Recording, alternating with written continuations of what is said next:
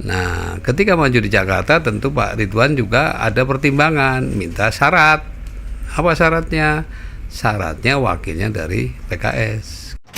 Yang bahkan kan istilahnya ada kata-kata yang cukup dalam tanda kutip cukup menyakitkan juga ya, karena bahasanya mengkhianati. Bahasanya kan begitu kan. Mengkhianati Anies kan gitu kan. Lah mengkhianatinya gimana? Kita tidak jualan untuk kampanye tidak, tetapi memang kita ingin hadir. Ya artinya urusan duniawi saya dengan Pak Ridwan Kamil sudah selesai lah. Ya semua ini yang saya omongkan nggak ada artinya apa-apa kalau saya nggak terpilih. Oke. Ya, tapi kalau Ridwan Kamil Suswono terpilih, maka tinggal ditagih janjinya. Okay.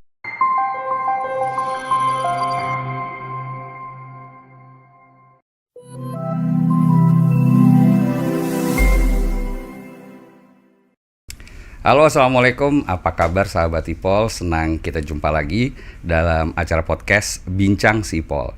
Bicara berbagi info dan cerita yang sip dan pol hanya di ipol.id. Nah, sahabat IPOL, Partai Keadilan Sejahtera identik dengan partai oposisi dalam 10 tahun masa kepemimpinan Presiden Joko Widodo.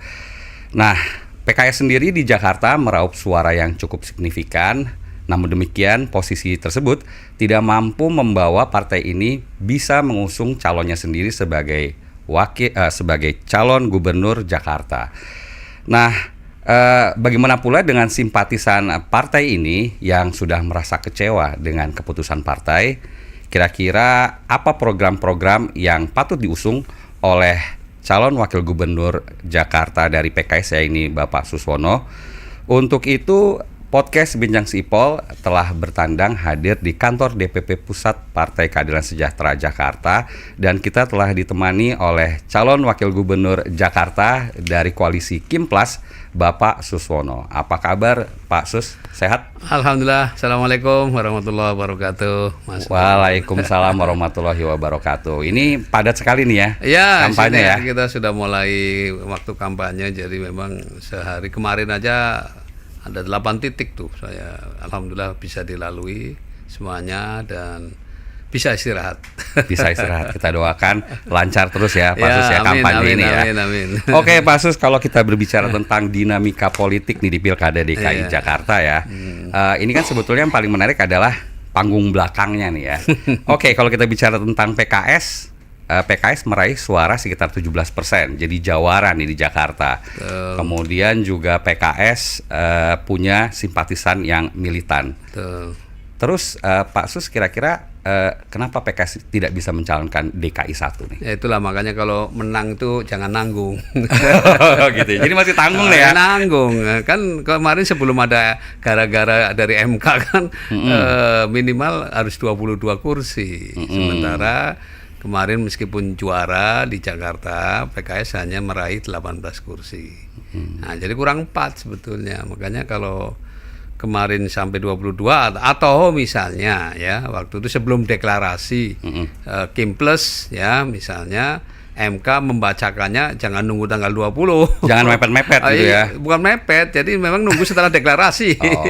Kan MK waktu itu memutuskan perubahan apa boleh hanya 7,5%, itu kan ketika diputuskan sesungguhnya di majelis hakimnya itu, musyawarah majelis hakim kan tanggal 1 Agustus.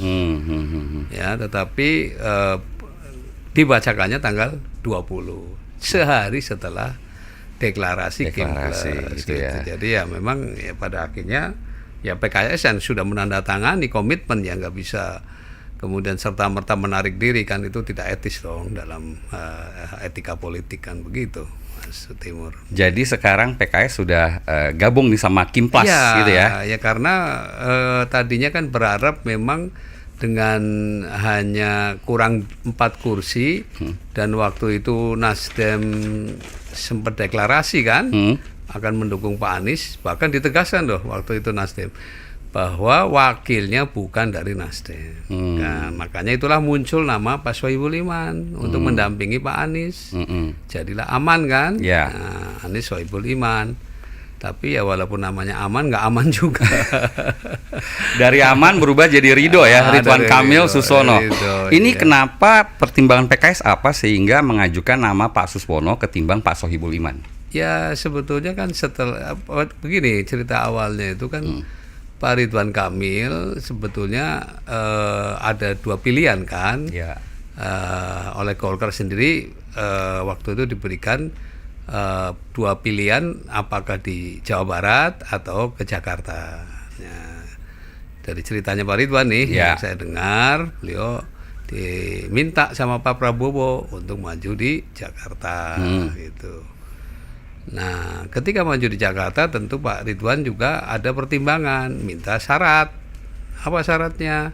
Syaratnya wakilnya dari PKS gitu. Nah, jadi bahkan dia sudah nyebut nama itu wakilnya dari PKS, nyebut nama Pak Sehu. Pak Saiku. Pak Sehu, presiden partai. Yang belakangan beliau jadi. Nah itu kan nanti makanya setelah MK itulah baru kemudian jadi Pak Sehu jadi ada peluang kan sekarang di Jawa Barat. Tadinya kan ya sudah memang suruh ngurus partai. Jadi makanya waktu itu dari PKS-nya keberatan. Karena kan sedang mengurus berapa pilkada se-Indonesia kan. Nah, jadi karena tidak memungkinkan beberapa nama diusulkan tuh.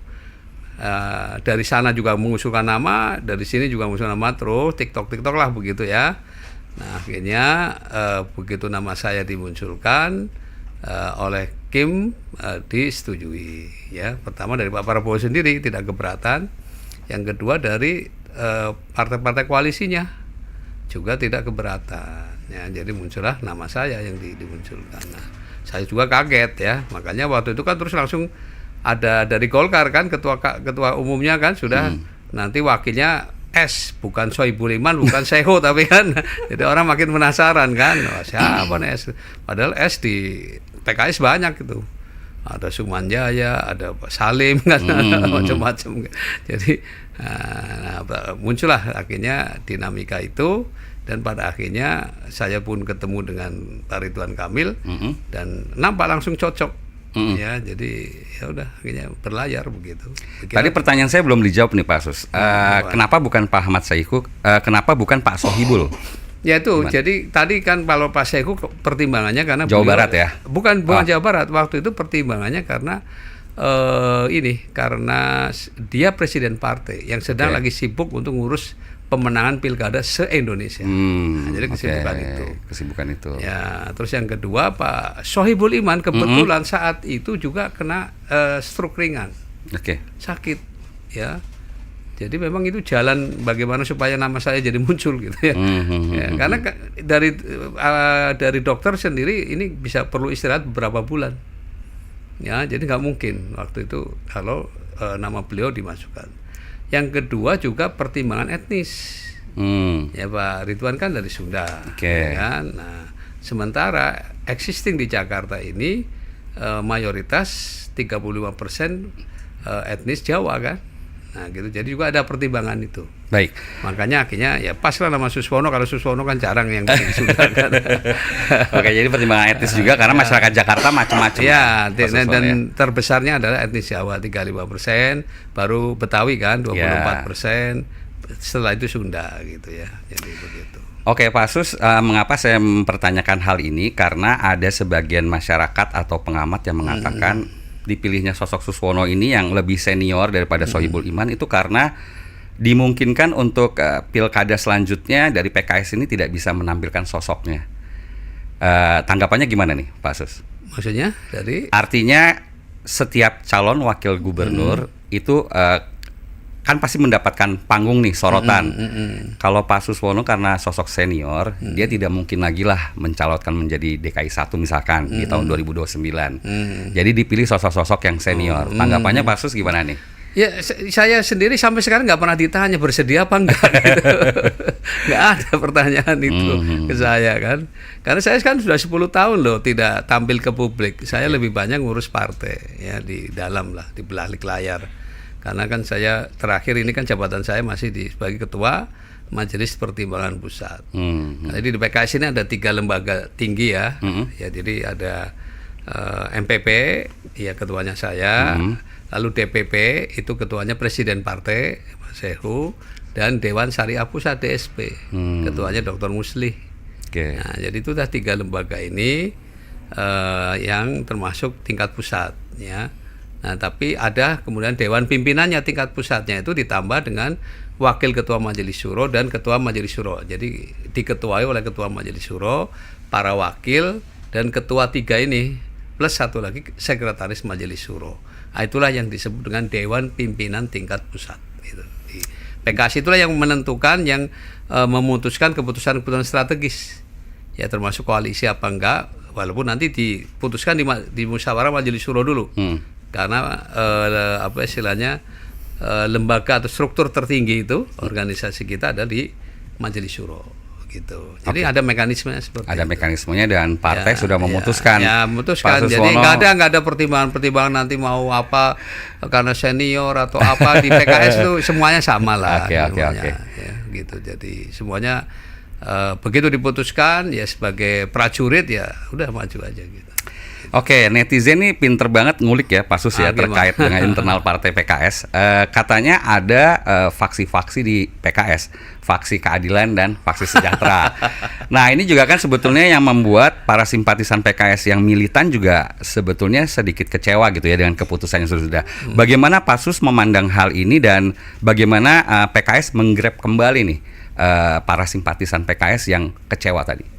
Ya, saya kira saya kan setelah coba dialog ya, cuma bertemu dengan mereka, yang bahkan kan istilahnya ada kata-kata yang cukup dalam tanda kutip cukup menyakitkan juga ya, karena bahasanya mengkhianati, bahasanya kan begitu kan, mengkhianati Anies kan gitu kan. Lah mengkhianatinya gimana? Oke. Ya, karena faktanya bahwa PKS ini kan tinggal satu-satunya partai oposisi plus sama PDIP kan yang masih di luar di luar Kim ya yang sekarang ini kan tinggal 2. Nah PKS terus mau dengan siapa? Satu-satunya dengan PDIP kan waktu itu kan. Nah coba kalau mau dengan PDIP, PKS misalnya yang gubernurnya karena memang pemenang, PDIP di bawah PKS kursinya kan, ya maka satu-satunya jalan Pak Anies harus jadi kader PKS kan, kan gitu.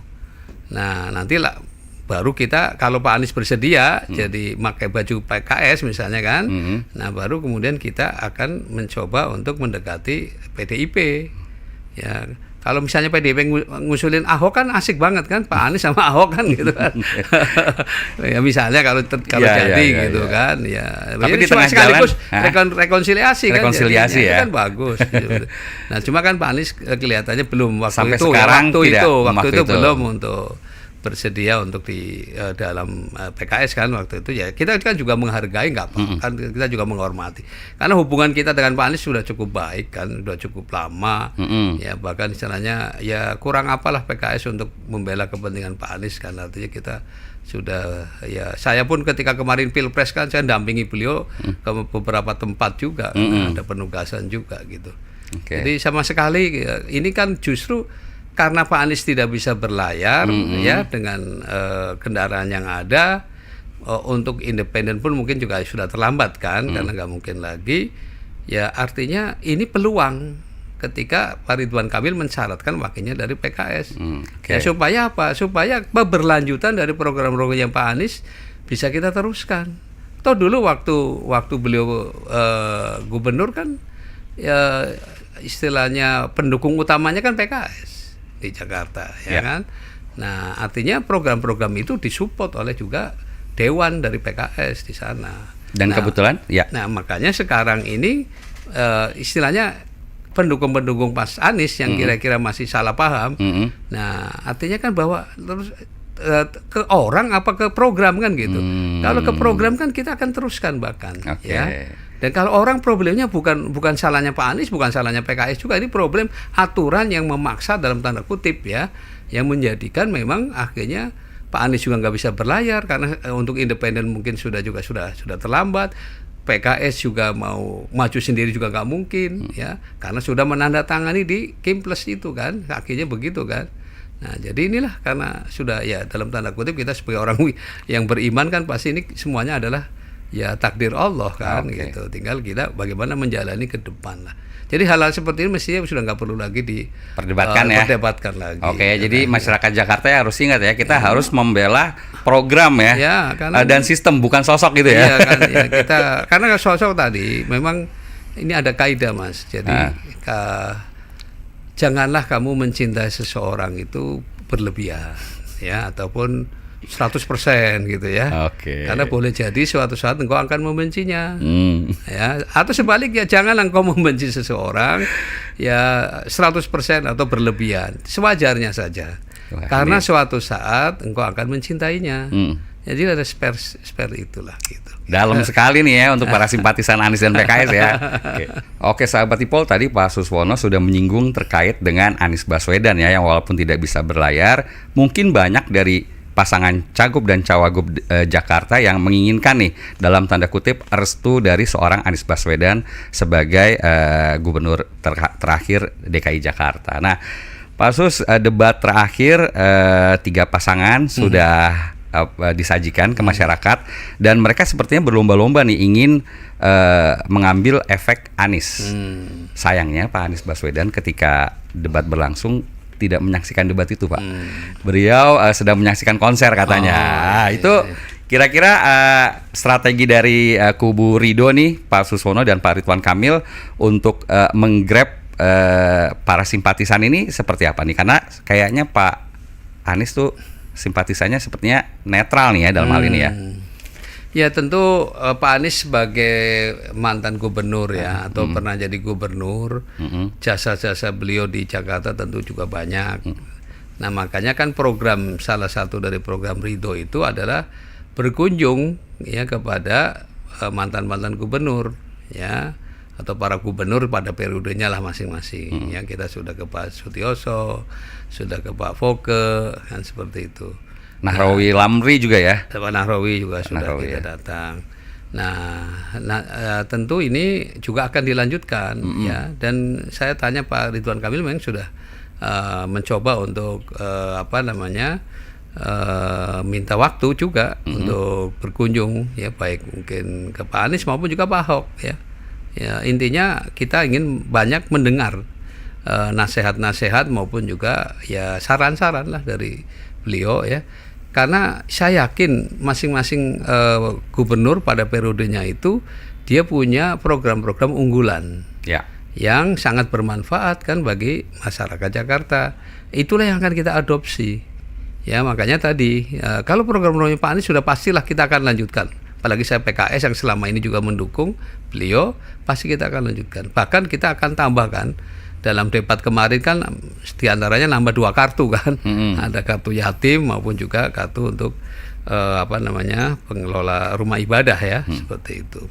Nah jadi intinya sebetulnya rakyat insya Allah malah justru akan dimanja dalam tanda kutip ya, yang kira-kira bisa membuat rakyat Jakarta itu lebih bahagia lah pada dasarnya dengan bukan bantuan sebetulnya ya, artinya dana-dana yang sebenarnya dikolek oleh masyarakat juga yang kemudian dikembalikan ke rakyat ya, seperti itu. Terakhir ketemu Pak Anies, Pak Sus kapan? Saya terakhir sebetulnya waktu beliau kesini ya, Ke DPP PKS DPP ya, itu terakhir itu. Yang karena waktu itu pas saya mendampingi presiden partai waktu itu.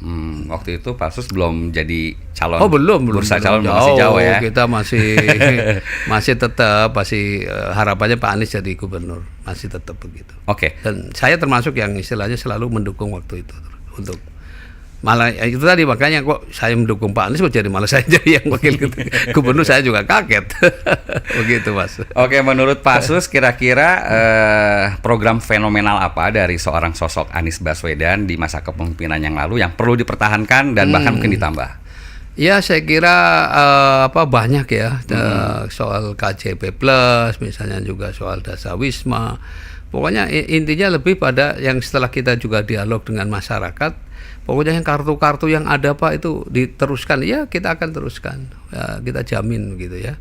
Bahkan nanti kalau kartunya dulu itu masing-masing satu kan, ada kartu ini macam-macam. Nah nanti cukup 1 kartu aja, tapi di dalamnya itu nanti tergantung dari klasifikasi orang itu. Ya kalau misalnya dia lansia, dia miskin, dia apa yang perlu termasuk yang misalnya dari kriteria dia termasuk dapat 5 kartu, tapi kartunya cukup 1, KAMU, nah, kartu kamu, ya. itu. Kartu Tapi isinya ya. isinya 5. Isinya 5 ya. Jadi untuk transport yang dia gratis atau kemudian istilahnya dapat layanan apa semua itu nanti ada di situ datanya di satu kartu begitu. Jadi masyarakat Jakarta nggak usah khawatir Nggak nih ya, usah, program-program programnya akan dilanjutkan ya, dan bahkan udah pasti, bahkan ditingkatkan ya. Kan ditingkatkan ya, karena kita lihat kan sebetulnya potensi PAD Jakarta ternyata sebetulnya masih tinggi. Ya, karena ini ya saya sendiri sudah dapat input ya, masukan dari mereka-mereka yang mantan-mantan pejabat di Jakarta itu. Sebetulnya Pak, ini ada potensi ini loh Pak, ada potensi. Oh, itu ya. Wah, jadi rupanya menarik. Nah, kalau itu bisa kita guide ya, istilahnya usulan-usulan tadi yang bagus-bagus itu bisa kita wujudkan dan benar menaikkan PAD Jakarta, kan pasti kesejahteraan rakyat Jakarta pasti bisa kita tingkatkan lagi kan, seperti itu Mas. Ini menarik, Pak Sus dan tim telah berkunjung ke mantan wakil gubernur Jakarta sebelumnya ya. Iya. Kira-kira hal yang paling menarik atau hal yang paling urgent yang mereka usulkan ke pasangan Ridho ini apa nih, Pak Sus? Ya terutama memang yang hampir yang dalam tanda kutip mungkin ada kesamaan, itu memang pembenahan rumah yang kumuh ya. Oke. Itu kayaknya hampir sepakat lah rata-rata seperti itu. Memang ini harus dibenahi gitu ya, karena memang pada akhirnya masyarakat miskin kota ini akhirnya kan terpinggirkan. Karena memang kebanyakan kan mereka dalam tanda kutip ya menempati tempat-tempat ilegal sehingga harus digusur dan sebagainya kan. Nah mungkin ini yang perlu dicarikan jalan keluar mereka ini, masyarakat miskin kota ini. Makanya kenapa dari program yang dikaitkan dengan pembenahan rumah kumuh ini adalah bagaimana supaya rakyat miskin kota itu tetap bisa tinggal di kota. Maka ide Pak Emil itu adalah bagaimana akan membangun rumah ke vertikal ya, ke atas. Ya biar tanahnya nggak beli di mana? Ya di atas pasar, di atas stasiun, di atas sungai, bahkan di atas jalan. Ya itu akan dilakukan. Memang bagi orang-orang tertentu mungkin kayak mimpi gitu ya. Padahal Pak Emil kan orang sudah keliling dunia kan, artinya pernah kerja di Amerika, pernah di Hong Kong. Kemudian juga di berbagai negara dia sudah bisa membuat perbandingan, artinya memungkinkan itu. Jadi artinya kalau itu dilakukan, ya memang ada dua model tadi, penghunian vertikal. Yang kedua memperbaiki lingkungan, mungkin misalnya ditata yang baik lah di lingkungan itu ya. Karena kita lihat bahwa seperti Tambora lah, kita juga prihatin kan kalau kita lihat hampir ada beberapa rumah yang mungkin nggak pernah dapat sinar matahari kan dalamnya, karena saking sempitnya, saking padatnya ya. Nah, di situ anak-anak pun ada main bola di gang, bayangkan gimana mau bisa berprestasi kan. Nah makanya nanti sejalan dengan pembenahan rumah kumuh itu adalah memperbanyak ruang terbuka hijau. Oke. Ya, seperti Eco Park ya, kalau kita lihat di Tebet ya? kan, itu luar biasa kan. Semua orang yang ada di Eco Park ya, dari pagi sampai sore pun betah. Ya, dan itu penghuninya di situ yang pada datang dari bayi sampai kakek-kakek ada. Dan aura kebahagiaannya luar biasa. Saya nampak dan saya dialog dengan mereka. Nah, kalau seperti ini diperbanyak kan membuat rakyat Jakarta pasti bahagia kan, nggak usah jauh-jauh harus ke Tebet misalnya kan, di timur ada, di selatan jelas ada Tebet sekarang, kemudian utara ada, barat ada, pusat ada kan, coba menarik itu Mas. Ya, jadi nanti diperbanyak ruang hijaunya ruang terbuka hijaunya diperbanyak. Sekaligus juga kita akan menghijaukan Jakarta untuk menanam targetnya 3 juta pohon. 3 juta pohon. 3 juta pohon. Kenapa? Ya karena ini Jakarta termasuk kan kota yang terpolusi ya, nomor 3 kalau tidak salah. Itu kan makanya banyak warganya yang kena penyakit ISPA kan. Ya, saluran pernapasan atas itu. Jadi ini yang harus kita benahi. Mungkin dengan termasuk beton-beton itu, dinding-dindingnya itu kan bisa ditanamin tanaman yang merambat kan. Ya. Itu kan juga pasti akan menyerap CO2 gitu. Nah itu yang, karena ada satu kasus atau inilah perbandingan, satu kota di Kolombia namanya Medellin, itu bisa mengurangi suhu 2-3 derajat. Ya. Gara-gara ada penghijauannya, banyak penanam pohon. Iya begitu. Jadi nanti Jakarta jadi makin sejuk lah gitu.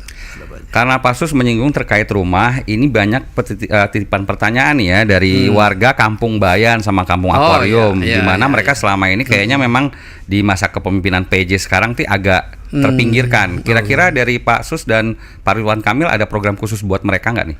Yang jelas begini, kalau ada konflik sosial ya, itu berarti pasti akar masalahnya ada ketidakadilan.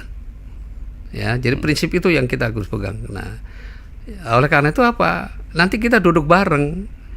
Bagaimana menurut warga Kampung Bayam ini merasa tidak adil, di mana ketidakadilannya? Kan kita dengarkan mereka. Nanti dari pihak pengelola kenapa kami istilahnya mengabaikan mereka apa? Kita dengarkan gitu ya. Nanti kalau semuanya memang ingin dalam konteks menemukan keadilan, pasti ada ukurannya, dan pasti nanti akan ada titik temu win-win solution. Nah itu yang saya kira ini biasanya memang sering munculnya itu ya justru ada pihak-pihak tertentu yang memang sengaja biar rame terus kan gitu. Nah itu yang nggak sehatnya di situ kadang-kadang ya. Nah makanya kalau murni memang dia diperlakukan tidak adil, maka pemerintah daerah punya kewajiban untuk membela ketidakadilan itu, untuk mengembalikan keadilan itu kepada yang bersangkutan. Ya, intinya sih seperti itu. Ya, makanya nanti dalam mengambil keputusan, prinsip pertamanya nanti keadil.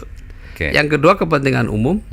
Yang ketiga objektif ya, artinya berdasarkan data-data yang ada pendukungnya, baru peraturan. Ya. Kalau nggak salah, Anies ini juga melakukan hal seperti itu. Jadi aturan itu nanti yang terakhir memang. Ya, karena kadang-kadang aturan itu memang dibuat ya memang ada potensi ketidakadilan kan, ada begitu kan. Nah ini yang pentingnya para pengambil kebijakan itu di situ ukurannya gitu. Baik. Oke sahabat Ipol, tadi Pak Suswono telah menyinggung terkait pembangunan kampung kumuh di Jakarta. Nah Pak Sus, permasalahannya nih saat ini banyak pihak yang mengatakan program-program kampung kumuh ini ya dari Pemprov itu hanya dipergunakan sebagai ajang kampanye caleg nih. Jadi semacam ditunggangin lah ya program-programnya itu demi kepentingan masing-masing gitu. Nah kira-kira Pak Sus sendiri ke depan kalau misalkan terpilih, apakah punya istilah indikator tertentu ya biar program-program itu tidak gampang dijadikan tunggangan politik nih? Nah. Ya ini yang yang perlu saya jelaskan ya, bahwa salah satu dari Pak Prabowo meminta Pak Ridwan Kamil ke Jakarta itu kan salah satunya juga perintahnya untuk membenahi kampung kumuh kan. Nah artinya kan ada komitmen, kemauan politik dari pemerintah pusat. Nah kebetulan kita juga satu koalisi kan, berarti kan akan inline.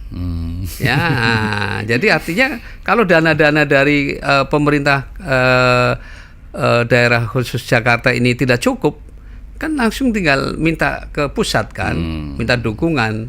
Ya ini yang perlu diketahui ya, bahwa kita akan dapat dukungan dari pemerintah pusat. Ya termasuk nanti kan akan membangun untuk bagaimana soal mengatasi banjir. Akan beliau punya istilahnya cita-cita membangun giant seawall kan di utara. Ya tidak sekedar tanggul, tapi memang benar-benar ia akan membangun kota baru lah di utara itu, untuk sekaligus pengamanan Jakarta agar tidak terendam oleh rob ya ketika air laut naik kan, ya, seperti itu. Jadi insya Allah ya yang dikhawatirkan oleh masyarakat itu tidak akan terjadi ya, bahwa kita tidak jualan untuk kampanye tidak, tetapi memang kita ingin hadir ya artinya urusan duniawi saya dengan Pak Ridwan Kamil sudah selesai lah. Anak-anak saya juga sudah pada mandiri semua kan. Pak Ridwan Kamil juga sudah punya usaha untuk ibaratnya untuk mandiri pribadi sih udah nggak ada masalah ya urusan. Nah ini kita datang ini memang ingin melayani, memberdayakan dan membela kepentingan rakyat Jakarta. Ya, jadi itu yang kami komitmennya itu. Fokus ke kesejahteraan masyarakat ya. Bahkan nanti dalam konteks pelayanan itu ada hotline. Ada aduan ya. Ya, pengaduan langsung ke gubernur, ke wakil gubernur ya, supaya apa yang dijanjikan misalnya kemudian ternyata kok nggak sesuai dengan ini, adukan langsung. Kalau perlu demo di balai kota, ya kami senang. Dapat tantangan ya masyarakat ya. Yang penting demo murni. Nah murni memang ingin mengadukan permasalahannya gitu ya, dan kita nanti cari solusi. Karena pernah saya dulu waktu menteri Mas Timur ya, 7:30 di kantor pagi-pagi udah ada teriak-teriak di bawah. Wah, apa? Nah, saya kaget kan.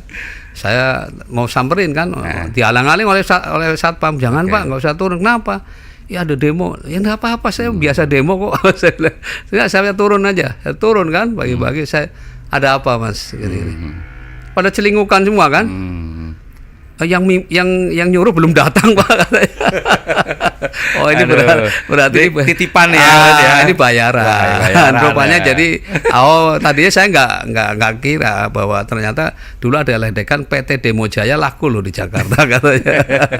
Nah ini yang pengen dihindarin yang penting murni. Kalau ada murni memang ingin mencari solusi, pasti sekali lagi kita akan ya sebagai pemimpin tentu tadi harus menempatkan secara adil lah, proporsional apa yang menjadi hak-hak rakyat. Kita akan bela lah gitu. Menarik Pak Sus tadi bilang ini karena Ridho ini sudah inline nih sama pemerintah pusat nih. Ya. Sepertinya bakalan lancar-lancar aja ya, banyak didukung lah ya. Iya. Memang selama ini PKS sebagai oposisi jarang didukung gitu ya, Pak Sus ya. Ya sekarang gini aja lah, ini contoh ya, kemarin kita kan ada undang-undang yang sebetulnya bagus harusnya dari PKS, harusnya didukung oleh fraksi-fraksi lain. Baru ngusulan judul aja nih Mas Timur. Apa judul itu? Undang-undang itu. Karena problem masyarakat ini ya akarnya dari keluarga kan. Maka kita usulkan namanya Undang-Undang Ketahanan Keluarga. Nah, baru judulnya aja udah ditolak. Ya, PKS gimana? Karena itu dari PKS, dari oposisi kan gitu.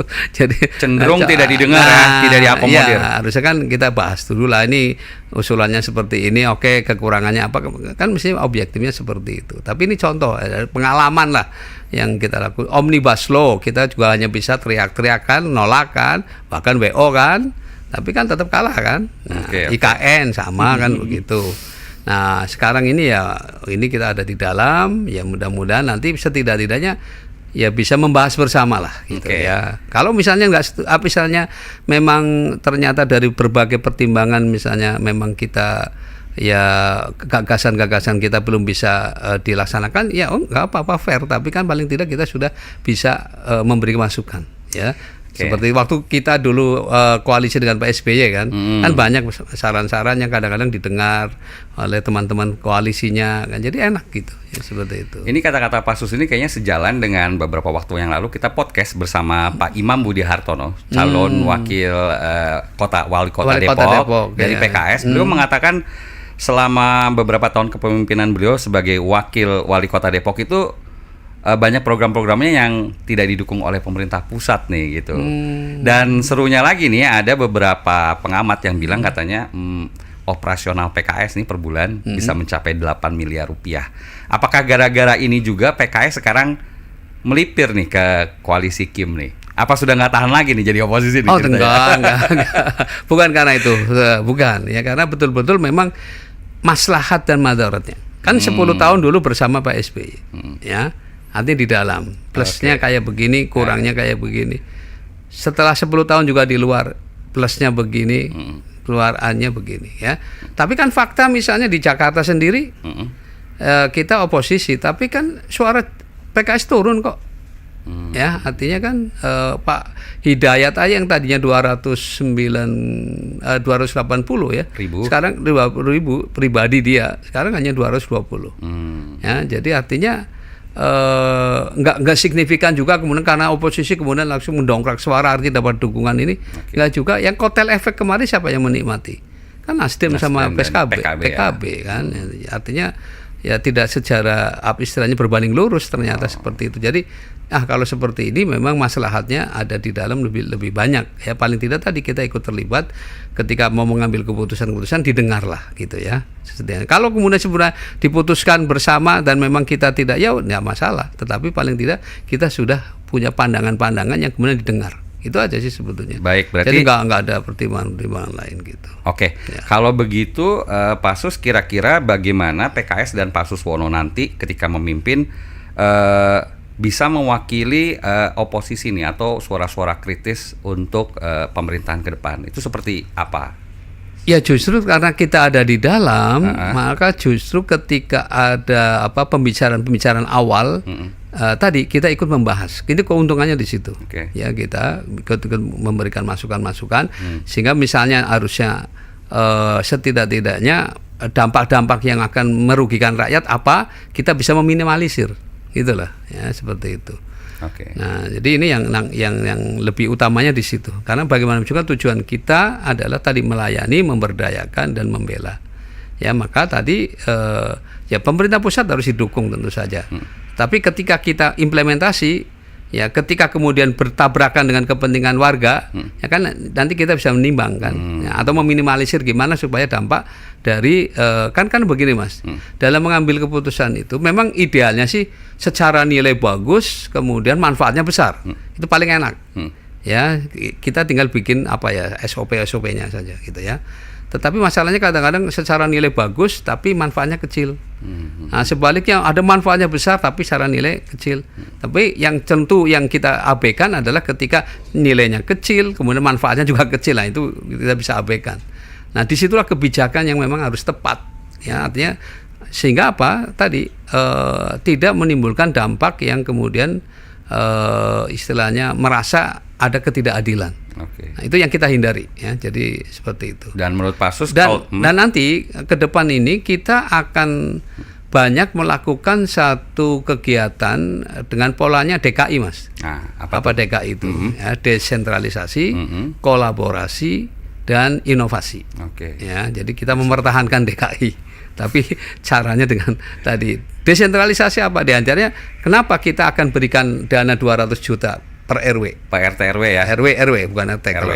Di luar yang operasional biasa. Oke. Kalau ada operasional RT, operasional RW tetap itu jalan. Bahkan mungkin kita akan tingkatkan ya. Tapi justru yang penting itu adalah agar persoalan utama di RW itu bisa diselesaikan dengan dana 200 juta per tahun. Ya, yang utama dulu apa gitu. Kalau misalnya yang besar kan tentu nanti akan ada program lain itu ya. Tapi ini yang diserahkan sepenuhnya RW nanti dengan tokoh masyarakatnya, dengan posyandunya, dengan PKK-nya, ya semua organisasi-organisasi itu ketua-ketua RT-nya dilibatkan semua dalam mengambil keputusan itu. Dan nanti didampingi oleh satu arsitek. Kalau misalnya dia kebingungan nih memutuskan, nanti arsitek memberi gambaran nih RW ini kayak begini tipologinya, maka masalahnya seperti ini, ada baiknya ini dulu misalnya gitu. Nah, itu bisa nanti seperti itu. Nah, kolaborasi tentu ya Jakarta tidak mungkin memenuhi kebutuhan pangan sendiri kan. Mau nanam di mana kan? Harus kolaborasi sama dengan daerah lain. Yang memastikan pasokan pangan itu aman kan gitu. Nah, yang ketiga tentu inovasi ya, karena ke depan tentu ya ekonomi kita di Jakarta yang kita tumbuhkan adalah ekonomi kreatif ya. Nah, ini untuk anak-anak muda ini menantang ya seperti itu, supaya jangan ya fakta yang dikhawatirkan anak muda ini kan masa depan dia ini apa, mau kerja, pengangguran masih cukup banyak dan sebagainya. Nah, tentu ini yang akan kita atasi. Pak Sus tadi telah menyinggung terkait pembukaan lapangan kerja nih ya bagi para milenial, bagi semualah yang membutuhkan ya. Ini yang menarik, ada data BPS terbaru yang mengatakan tahun 2019 hingga 2024 itu kelas menengah di Indonesia dari 57 juta orang turun nih Pak Sus menjadi 47 juta orang, atau sekitar 10 juta orang kelas menengah ini ternyata turun level nih ke tingkat miskin. Dan sebagaimana kita ketahui kan Jakarta, Jabodetabek ini banyak sekali kelas menengahnya. Kira-kira solusi dari Pak Sus nanti ketika terpilih itu seperti apa nih? Ya, karena kan ini makanya visi di Ridwan Kamil Suswono kan menjadikan Jakarta baru ya sebagai kota global yang maju ya, dengan karya inovatif, berkeadilan dan sejahtera ya. Jadi kata kuncinya pada apa? Bagaimana Jakarta setelah ditinggal tidak jadi lagi nanti ibu kota, sebagai Jakarta baru yang kota maju ya, global. Nah, karena kota global ini kan tentu harus menjadi tujuan wisata ya. Nah, destinasi wisata ini harus tetap menjadi andalan nanti ke depan ya. Nah, kalau ini bisa kita tingkatkan, sekarang kan hanya 1,9 kalau nggak salah. Nah, kota-kota global mestinya minimal 4 juta. 4 juta ya. Untuk Wisman terutama ya. Oke. Ya, jadi, nah ini yang tentu ini akan membuka lapangan kerja yang cukup banyak ya. Nah, kemudian tentu kalau ada wisatawan, maka tentu mereka itu akan meninjau tujuan-tujuan wisatanya kan. Ya, dari situ berarti akan berkembang ekonomi ya di masyarakat. Nah, Bahkan kalau memungkinkan nanti ada istilahnya kampung-kampung khas Betawi misalnya yang kemudian wisatawan itu tidak lagi nginep di hotel. Kalau hotel sudah biasa, tapi di perkampungan-perkampungan yang mungkin akan lebih menarik ya, kayak seperti saya lihat di Borobudur ya. Itu kan banyak warga-warga yang homestay itu kan banyak yang jadi hidup ya. Ya, itu. Terus kemudian coba wisatanya apa? Selain ke Borobudur, mereka ada ke pembuatan rengginang kan gitu. Ada pembuatan apa itu ya, ini yang saya lihat itu madu misalnya ya, peternakan lebah kan di situ. Ada lagi ke sawah. Ya itu ternyata menarik ya buat para wisatawan asing kan terutama gitu. Nah, jadi hal-hal seperti itulah yang nanti kita tentu akan kita kembangkan. Makanya kita nanti sejalan dengan membangun gerakan membangun budaya Betawi. Ya, karena bagaimana juga akar budaya di Jakarta ini kan Betawi. Nah, tentu situs-situs Betawi ini terus kita jaga. Tapi bagaimana untuk memperkenalkan Betawi ya dari kurikulum. Jadi mulai anak-anak kita masukkan di siswa ini supaya dia sudah mengenal sejak dini gitu ya. Lalu kemudian juga simbol-simbol kebetawian. Kalau sekarang kan kota-kota hampir sama aja kan di mana-mana, nggak ada khasnya apa gitu di sini gitu. Nah, ini nanti yang belum lagi nanti sanggar-sanggar itu ya. Seni ya, lenong kan dulu saya belum lama itu menyaksikan di Pinang Ranti. Ada lenong yang dipimpin Pak Kubil itu. Itu ternyata warga itu enjoy banget, senang saya lihat pada antusias. Jadi masih menarik ya buat anak-anak itu yang tadi saya pikir mereka asik dengan HP-nya gitu. Ternyata enggak juga ya, mereka ternyata anak-anak muda banyak yang masih concern dengan itu. Nah, itu saya jadi terinspirasi itu. Wah, ini nampaknya mestinya sanggar-sanggar seni ini harus dihidupkan lagi ya. Artinya pariwisata, UMKM itu perlu ditingkatkan lagi gitu ya. Betul. Dan apalagi kemarin kan saya juga sempat ke Sarinah ya. Saya lihat tuh produk-produk UMKM sudah naik kelas itu. Saya lihat wah, ini menarik ya. Maka nanti kita ya bisa dijadikan sebanyak walking space ya di sana tuh supaya bisa melihat ya anak-anak muda itu dengan ekonomi kreatifnya itu. Karena ini loh, kalau dia cerdas, kalau dia memanfaatkan kemampuan membaca pasar, ya saya punya ponakan Mas Timur ya, dia bikin modalnya cuma paling 5.000 10.000, dijual 70.000 80.000 laku, ya. Karena itu produk seni kan. Nah, kalau produk seni kan nggak ada ukurannya. Ya, sah-sah saja mau dijual, orang seneng gitu ya. Nah, itu contoh kayak gitu. Nah, jadi ini kita akan tumbuhkan, makanya pelatihan tadi akan kita perbanyak ya seperti itu. Digitalisasi juga ya. Digitalisasi udah pasti ya. Itu udah pasti karena itu memang ya suatu keniscayaan yang tidak bisa tidak untuk ke depan gitu. Pak Sus, tapi ini kan warga Jakarta memang kalau kita lihat banyak yang kelas menengah dan cerdas-cerdas gitu ya. Dan sepertinya mereka untuk pekerjaan itu juga memilih bidang-bidang yang formal ketimbang informal tadi ya, UMKM. Kira-kira kalau dari sisi kebijakan DKI ke depan bila terpilih nih seperti apa ya agar kelas menengah ini tuh bisa berdaya kembali nih yang selama ini kayaknya tadi kata BPS bilang turun. Nah, ya itulah makanya jadi diberikan stimulan lagi kepada mereka. Jadi kalau prinsipnya kan saya sering menantang kepada anak muda ini, kalian ingin pendapatan tetap atau tetap berpendapatan? Gitu. Itu beda tuh ya. Beda dong. Kalau pendapatan tetap kan jadi pegawai. Ini mindset berarti ya? Iya, mindset. Jadi kalau mau pendapatan tetap, ya udah rutin segitu. Misalnya 5 juta, ya sudah 5 juta, males lagi kerjanya, ya. Tapi kalau dia jadi entrepreneur, ya kita nanti suntik modal, nanti kita carikan peluang-peluang usaha.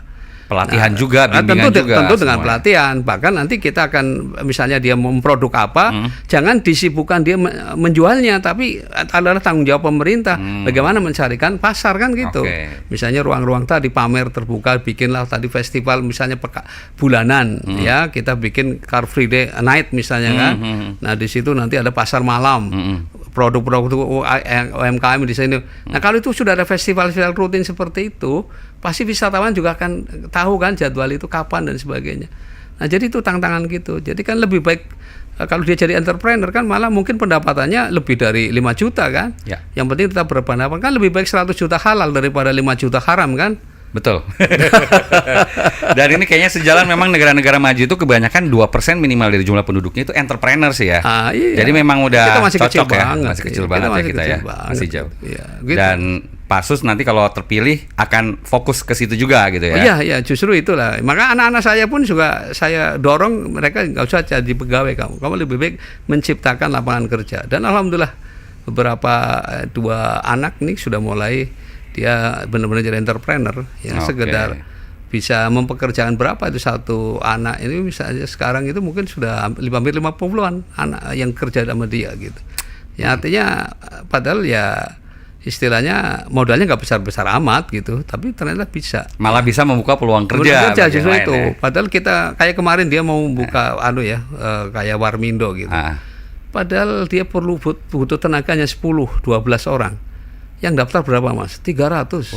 Coba betapa banyak pengangguran. Ini satu contoh aja seperti itu. Oke, berarti sahabat IPOL, masyarakat Jakarta tunggu ya gebrakan dari Pasus nanti ya. Iya, siap, terkait bimbingan, insentif segala macam ya. Kami sangat senang ya kepada warga Jakarta. Maka ya mohonlah mudah-mudahan ya semua ini yang saya omongkan nggak ada artinya apa-apa kalau saya nggak terpilih. Oke. Ya, tapi kalau Ridwan Kamil Suswono terpilih, maka tinggal ditagih janjinya. Kalau ternyata janjinya nggak benar, demo ke balai kota. Kami menunggu untuk kita carikan solusi yang terbaik. Begitu. Boleh kampanye, memang sekarang lagi masa kampanye ya, Pak. Boleh. Pak Su, sebelum kita tutup, nih kita udah di penghujung acara. Ada beberapa pertanyaan netizen yang sudah kita himpun di IG ipol.id. Mungkin bisa ditanggapin ya dari pertanyaan dari @yuli0775. Oke, pertanyaannya, nanti kalau Ridho terpilih, pajak PBB digratiskan lagi nggak seperti masanya Pak Ahok dan Pak Anies? Ya, tentu untuk masyarakat yang apalagi tempat tinggal ya, rumah.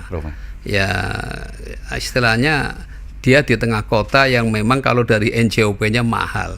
Kan pasti nggak mungkin ya, dengan sementara dia pensiunan misalnya seperti itu kan nggak mungkin. Jadi realistis. Jadi kita mungkin bisa sampai 2M misalnya, mungkin kita gratiskan, sangat mungkin itu. Ya, jadi itu bisa. Jadi apa yang sudah dilakukan Pak Ahok, Pak Anies, kita bisa teruskan. Nggak ada masalah itu. Karena memang itu, apalagi tadi, kecuali kalau untuk komersil kan nanti beda. Itu kan juga kita hitung. Intinya sekali lagi keadilan. Ya, itu yang menjadi patokan. Kalau merasa bahwa ini tidak adil, karena saya ini kan tempat tinggal, saya ini rumah saya, ya artinya saya tidak untuk usaha gitu ya.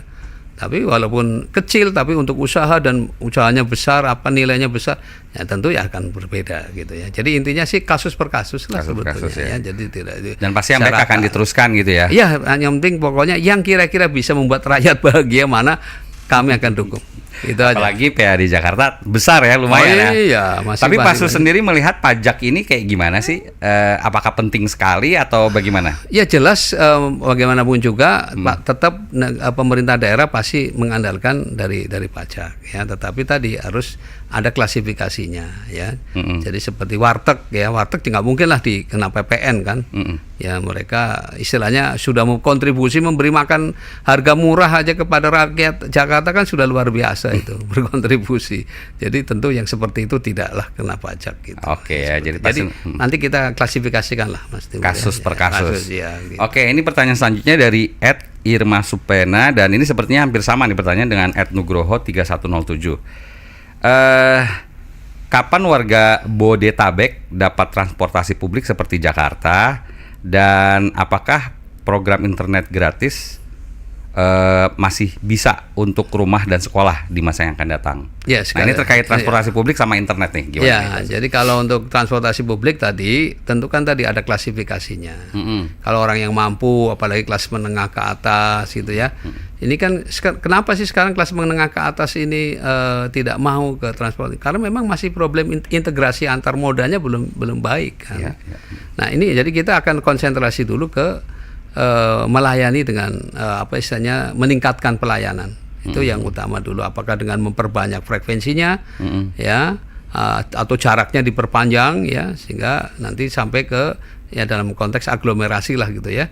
Jadi misalnya sampai ke Bogor ya, atau bahkan sampai Cianjur, itu nanti terkonektivitas lah ya. ya seperti itu. Ya apalagi nanti Jakarta kan ada undang-undang baru itu ya. Itu dia Pasus, ya. kaitan aglomerasi itu kan ya, sebenarnya dari Bekasi ke Banten gitu ya. Jadi itu salah satu upaya mengurangi pergerakan orang.